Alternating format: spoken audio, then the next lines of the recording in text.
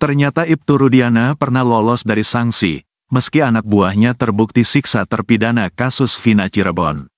Ibtu Rudiana Ayah Eki ternyata sudah pernah lolos dari sanksi atas tuduhan penyiksaan terhadap terpidana kasus Vina Cirebon. Pembuktian Ibtu Rudiana dalam kasus Vina Cirebon tak melakukan penyiksaan dilakukan Ditpropam Polda Jabar tahun 2017 silam. Komisioner Komnas HAM Uli Parulian Sihombing menerangkan sebelum sidang kasus Vina Cirebon, Propam Polda Jabar telah melakukan penyelidikan terkait tudingan penyiksaan. Adanya dugaan penyiksaan ketika proses penangkapan, penyelidikan dan menjalani tahanan di Polres Cirebon akhir Agustus sampai awal September 2016, katanya saat diwawancara Christian Grigg.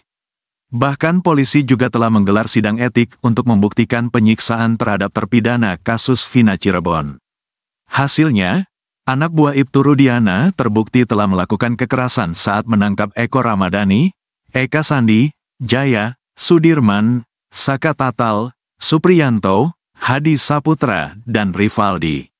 Diingat kembali, terpidana kasus Vina ditangkap di depan SMP 11 Cirebon pada tanggal 31 Agustus tahun 2016 pukul 16 waktu Indonesia Barat. Berdasar putusan sidang etik Propam waktu itu ada pemukulan dari salah satu, bukan Rudiana, tapi salah satu anggota unit narkoba, kata Uli. Anak buah Ibtu Rudiana di unit narkoba Polres Cirebon Kota itu dijatuhi sanksi tertulis pada April tahun 2016. Temuan lain Komnas HAM yakni adanya pelanggaran prosedur karena sejak awal ditangkap sampai pemeriksaan terpidana tidak didampingi kuasa hukum.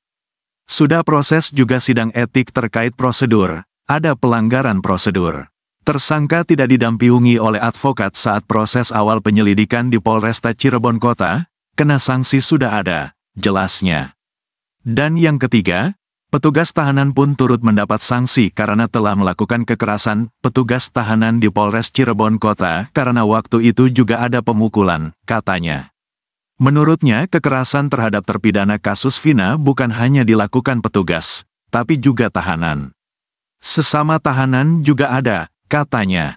Elza Syarir pengacara Ibtu Rudiana juga mengatakan bahwa terpidana kasus Vina Cirebon mendapat kekerasan dari tahanan. Menurutnya, kesaksian Aldi adik Eka Sandi soal kekejaman Gugun Gumilar dan Aris Papua sama sekali tidak benar. Tidak hubungannya kok sampai terungkap nama dia gimana ceritanya. Sesuatu yang lucu, dia gak pernah bertugas di sana. Begitu juga Anwar disebut memukul kepala dengan gembok.